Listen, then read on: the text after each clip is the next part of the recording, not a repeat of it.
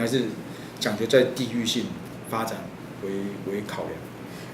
你刚刚说的那个就是贷款、农业贷款这种，我们那边是没有农会这种性质的组织，我们那边是有合作社、信用社这种，就直接把全国的和农业相关的金融相关的都统合的。对，你们以后会不会也是这种？比较难，或许会整合，一定会。为什么？我就进通路会驱使你，逼着你去整合啊。因为当你整个的业态在为什么会变？这个业态为什么会变？也不外乎就是说有人已经不行了，才会改变嘛。人会进化嘛，就是会把不好的汰换掉，才会产生进化啊。在那时候一定会变啊。内地那边不一样啊，内地那边是从没有，因为还是一样，中央说了算嘛。中央要做，那它统合就是一个口令。这个不是说那边不好，那边也有好的地方啊。它方便整合所有的力量。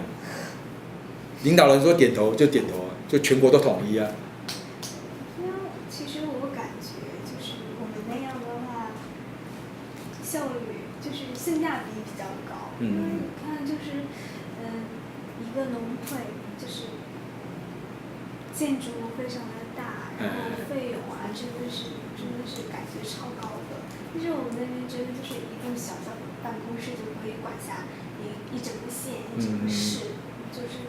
没有，但是这个东西就是算比较虚拟的东西了。但是我觉得说这个团队的运作是比较值得去商榷的。你说一些外在的东西，但是我倒觉得说，像我们农会那么大间来讲，那也是不外乎说之前买的地，对，农会自己的地嘛，这地是我们的嘛。那我们以前有谷仓啦、仓库啦、碾米的厂房等等，才有这么大的地皮去建这么大的建筑物啊。但是如果说在那边，其实你建筑物的与否，跟你在行政团队的推动，其实是没什么绝大的关系嘛。你只要事情能够统一，那整个的业界的这个方向能定调，能够运作才是最好的。那这些东西只是表象而已。就是我过来就感觉就整个一层都很空旷啊，这些东西都没有在使用，就感觉会很浪费。这个东西啊，对，就是像这个还有那边的。没有啦，其实这东西就是有在租人家啦，但是因为像这种东西就是只是我们里面的一小部分而已。这大楼这个教室的出借，那因为我们最近是刚好在整修，要不然我们的教室其实在使用率还蛮高的。假日上面啊，很多像很多办直销的研习啦，都会借我们这种场地啦，然后有些佛教团体啦、基督教的有时候也会来这边做一些他们做礼拜啦，或者做一些祈福的这个部分。那是小型一点的，曾经做过做一些像人家代办的代训的部分，人员代训的部分也有借我们这个附近的有几家企业也有来租过场子做这个，只是说今天刚好这比较空而已。那就是平均每个月大概有多少天？不太一定，对，没有平均值啊，因为有时候你像如果说像我们那个最大间的那间的话，在毕业的6、7月份算是最热络，因为毕业潮嘛。那很多的那个幼稚园啊，然后那个办成发的啦，都会找我们这种场子来办。那在毕业季就那2个月的话，使用率很高，100%。不可能每天都有，但是假日为主，不可能每天有，假日为主，然后晚上为优先，因为白天要上课嘛，学校白天要上课嘛，晚上才有时间呢。所以说晚上这部分会列于次之的考量，但是大部分办这种活动的话，都是礼拜6日的。那你如果说是业界办教育训练的，比较大型的教育训练，小型的就会选择这上班的时间。那农会会想要就是利用这些空间来做一下，就是社区内的推广的活动？比较不可能，因为来租的话就得费用。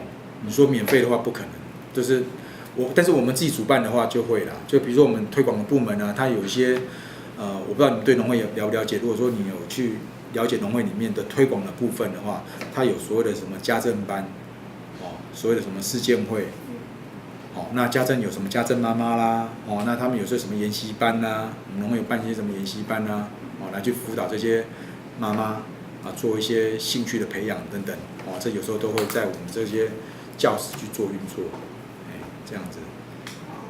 那就至于说社区推广的话，会比较不可能，因为租场子就要钱了，他们也不可能来租这场子的，因为我们这场子就是开的，就是只要你进来就得付使用的费用，这样子。所以利用的话，就是主要还是农会自己。其实当初用这东西的话，其实也不外乎是我们自己也会用到啦，就是说我们有些自己办的，我们推广部门这边直接办的一些研习班，会在这边上课以外，那其他部分就是拿来做一些出租的部分，因为毕竟你建筑物盖好了以后，当初的设定了就是有这些东西啦，那也不外乎就是说可以租人家。那你像我们这层楼，我们本来这个办公室我们办公室不是在1楼，我们其他的那个除了信用部在1楼以外，其他的这个行政部门都在5楼。那因为老板也是考量说，5楼好像就像你讲的蛮空旷的，那再把我们的人员做压缩，办公室再压缩，把5楼全部压缩到空，那再把这部分租人家，因为租现在就是金鸡母，没办法。你现在只要有办法租人家，那收益是很大的。要不然你看这房子那么多，光这地坪算起来，我们一年要缴不少房屋税。税金要很可怕。对啊。你像那饭店跟我们打那个租赁的合约这一打也是15年了。15年。对。15年你要想说，10年前他跟你打契约的时候，那个点跟现在打的点一定不一样啊。当初的租的点一定是很便宜吧？你看饭店怎么，你10年前怎么觉得说谁敢来新庄开饭店呢？没人敢冒这种险啊。那他愿意卖这种险的时候，那时候的租金定调一定是比较低的嘛，他才愿意从台北市搬来台北市，不选择台北市而过来台北县。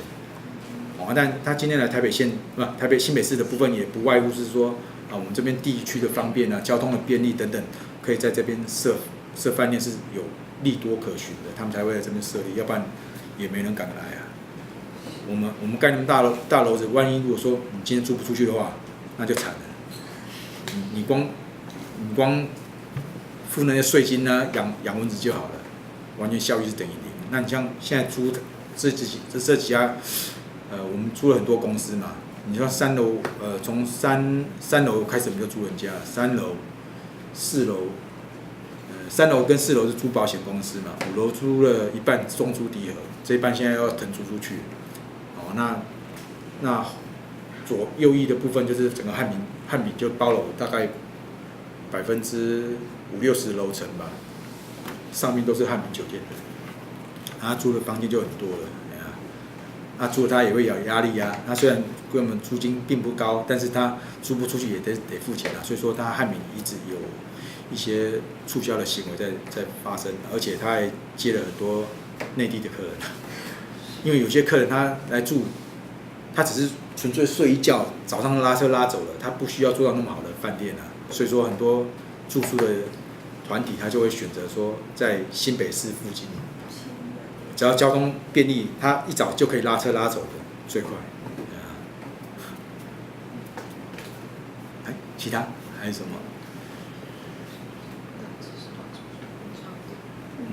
不然就是你们如果说有想到什么，那在没有再帮我留一下我再想办法。如果据我所知再回答你们。大概这样。问一下，就是农会大概1年的盈余大概多少？盈余这个我要问我们会计部才知道，因为那个东西都是在比较后端的部分的。整体盈余的话，目前来讲，要问一下，每家都不太相同啦。但是你们如果有在了解的话，其实目前来讲，我们新庄农会还是全国来讲排前5应该排得进去了，排前5还排得进去了，全国。主要是租金收入。不对，其实最主要是在信用业务了。但是信用业务来讲，其实农会系统来讲比银行差多了。你们如果有了解的话，就是你像银行可以做很多贩售的业务啊，信用卡这些什么东西啊等等的，然后有些贩卖的基金啊等等的，都非常丰富啊，农会就会被受限一些机制，而没有办法跟银行卖一样的东西。我们只能做单纯的存放款业务，再加一些其他的额外的东西而已，没有办法跟银行相提并论。它只是金融的一小部分而已。那就大概这样子，好 ，OK， 好，那就有什么想到什么再 mail 给我。好，谢谢。OK。